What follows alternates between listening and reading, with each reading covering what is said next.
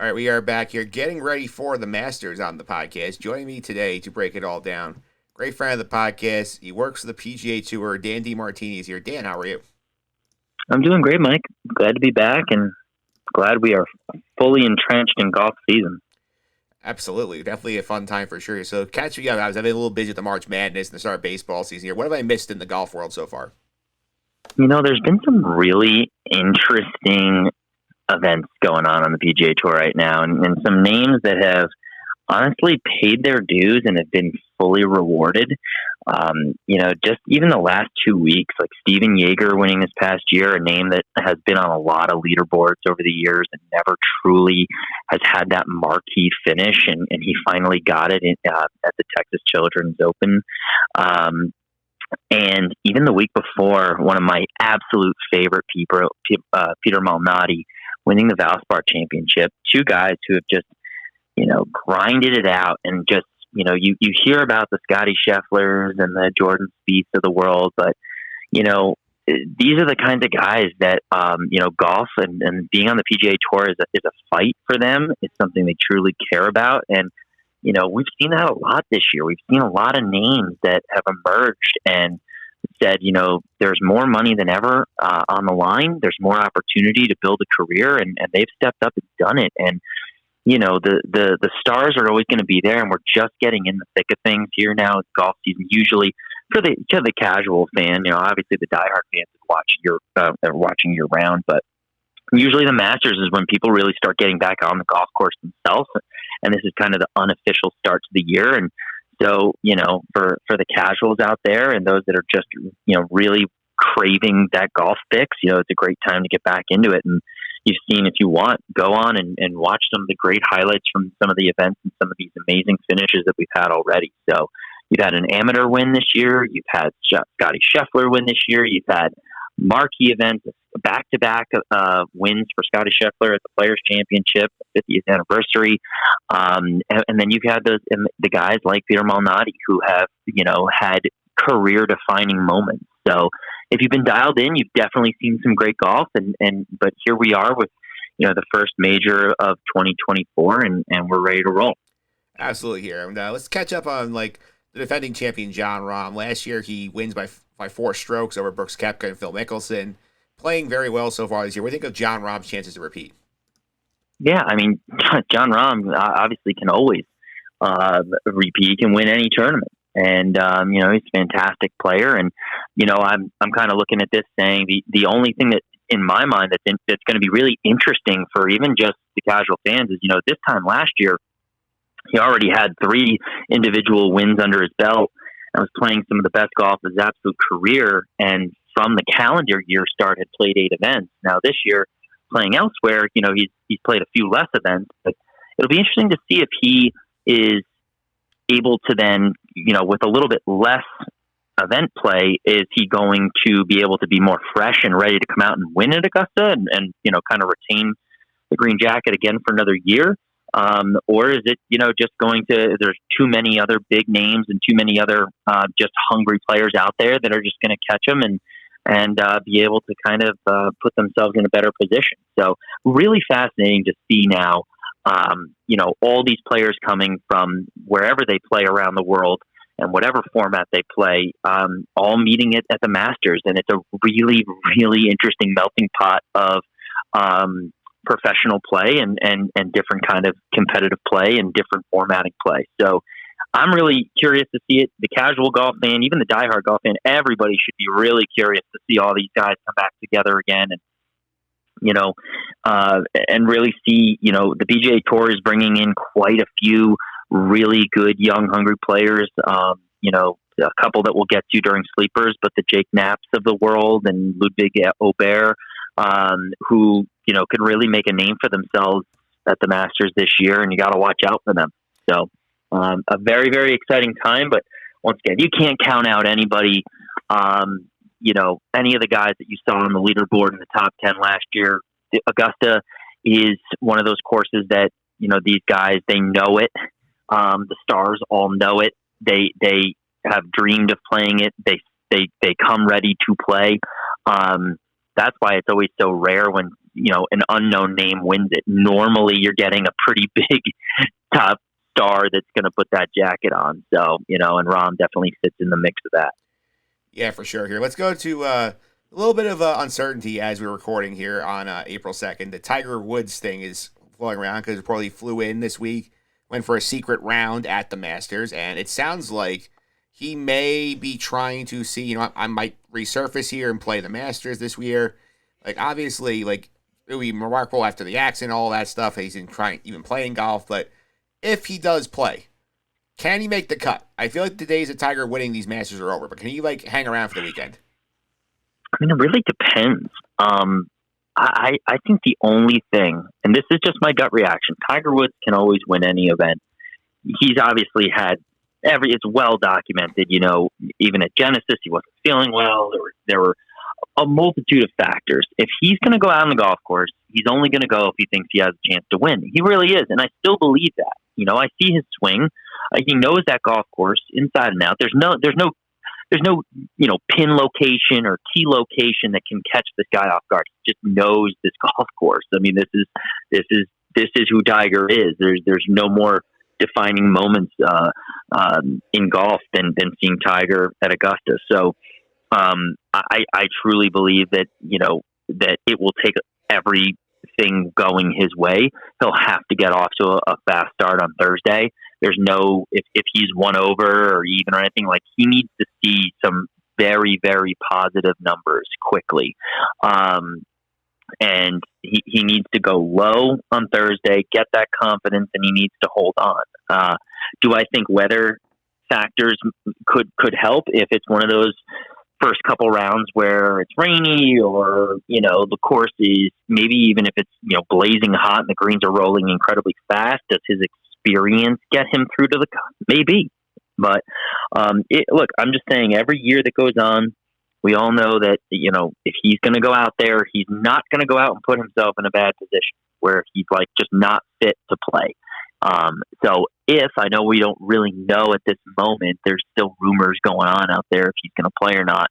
If he plays, he fully expects to make a cut and compete. Will it happen? I mean, there's got to be, I think there's more and more of a variable situation for him where he just needs some things to go right, and it absolutely has to start with a fast first round. And then the pressure's off of him on Friday. So, just gotta watch out on Thursday. And I'm sure if he plays, all eyes will be on him, and it will be a fascinating mix to see that, to see Rahm, to see McIlroy, who's, obviously getting a lot of love right now when it comes to, kind of who the favorites are, and then seeing Scottie Scheffler, who's just this constant shark in the water. He's the nicest guy ever, but it's like, I hate to say it, when it comes to the competitive side, there's not too many golfers that would feel comfortable with Scottie Scheffler a stroke behind with 4 to play. So he's a shark. Yeah, he definitely is here. And let's take a look here. Some players to watch the Masters. Give me some guys we should keep an eye on here you think could make some noise this week. Yeah, so I obviously it would go without saying, but I'm very, very high on Scottie Scheffler. If I'm just gonna go with who I think I have the most confidence in, of who I've seen, who's going to be ready to play, who's going to give themselves a chance just with the consistency of ball striking and hitting greens and reg, and giving himself never really having too many bad putts, meaning he's leaving himself really bad second putts. It's got to be Scheffler. So very high there. A couple of guys that I would kind of call mid-tier sleepers. I genuinely believe that Augusta requires, your accuracy. You can't get away with just bombing the ball there. You have to put it in spots. And this past year, I think he's played his absolute best golf, and that's Brian Harman. Love that guy. Really very high on just his momentum coming into this event, giving himself a chance. I feel like over the last few years, he's always kind of, even if he fades a little bit later, I feel like he's always around the top 10. I constantly see Harman hovering in the 4th, 5th spot. So why not this be Brian Harman's year? He's had huge wins this past year, and he's playing some incredible golf. So I'm very high on Brian Harman. I'm also very high, obviously, on Sungjae Im. It seems to me like some of the more international players that come to that event, it just kind of fits again with incredible iron play and approaches to the greens, and the bigness of the moment. Just they seem to embrace it and just stay focused and give themselves a really good chance. Hideki winning a couple of years ago. You have to keep an eye on him as well. Hideki is one of those guys who does not need at all, ever, to be like, oh, well, he finished like third last week and seventh the week before, so he's definitely prime. He can come out of nowhere. And even if he's missed like 2 cuts in a row or just hasn't been playing great, any given week, and he's shown that that's a course that fits his game. And it's the same thing like at WM Phoenix Open. Like Hideki, that course fits him, and that's why he's always in the mix. So, I would highly, highly think that Hideki, Sanjay, and Brian Harman are guys to watch. That sounds good to me. Definitely keep an eye on that here. In terms of sleepers, I know you said these are quasi-sleepers you mentioned here a second ago, but who else are you looking at on the sleeper front? I'm talking a deep sleeper. And this is me just kind of putting it way out there. A guy that, unless you've been watching very closely, you might not know the name. His name is Mathieu Pavon. He goes, I think, by Mathieu Pavon. But he's a French golfer who has been playing on the PGA Tour this season, previously on the DP World Tour. I think he's got ability to play on both. But he, obviously, early this year, won his first PGA Tour event in kind of very dramatic fashion. It's a great highlight for those that want to watch it from earlier this year. I believe it was at Farmers. And he kind of just, ever since, has just kind of come out of nowhere. I think he finished third or in the top 10 at Pebble Beach, and he had another top 10. A name that most people wouldn't know, and I'm pretty sure he's not anywhere near the top of the kind of the odds to win category. But if you're looking for a deep sleeper, another guy who is having arguably the best year of his professional golfing life. He's not super young. I think he's around 30, 31 years old. So, he's got some experience.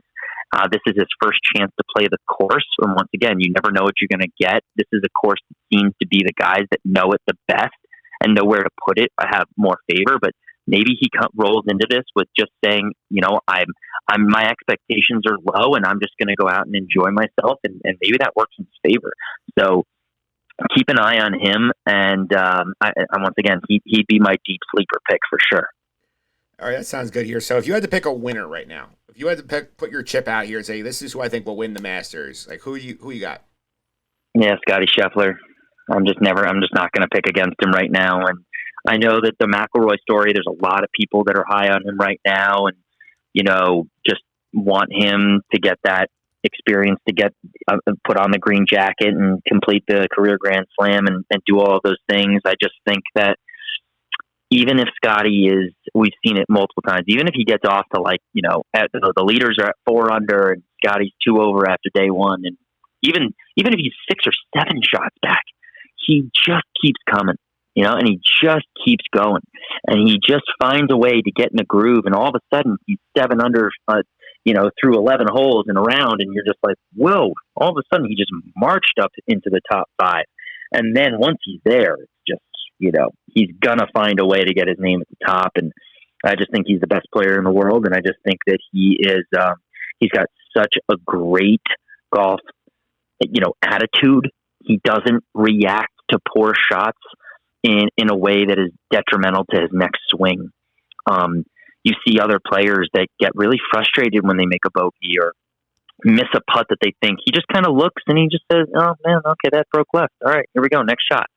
And that mental fortitude and that strength that he shows when he's playing golf to just move on is so important. And he has the fire to win, but the clarity to say next shot matters. So I'm all on Scotty Scheffler, and it's going to be a long time, I feel like, until otherwise. The only other guy that could be really interesting in my mind that I kind of thought he's playing best golf of his career the past year or two is Wyndham Clark. I really enjoy watching him play golf, and I think he's even more fiery, and I really, really enjoy his whole story of and kind of emergence in this, top tier player. So I would enjoy watching Wyndham Clark win at Augusta as well. All right, Dan, thanks for all the time. Really appreciate it. People want to follow you on social media. How can they do that? Sure. I'm at DMart207, and, I will be active. This is NFL draft season. You're going to have some of that coming up soon. And, I'm just praying that my beloved Indianapolis Colts sign a corner, a safety, and a wide receiver. And they don't rely on the draft to solve all those problems, because everybody saw how C.J. Stroud cooked us in that final game of the regular season. Our secondary needs work, and we haven't necessarily addressed it. So I'm a little scared going into it, but hey, it's a big year for the JETS. You guys have, it's been fun to watch them go all in. They really have, fixing their line. And I really hope that, just for the sake of the balance of the NFL, I do hope if the Colts don't win, that the Jets get one. So I'm rooting for you guys too. I appreciate that, Dan. Thanks for all the time today as well. Enjoy the Masters. All right. You too. Bye-bye.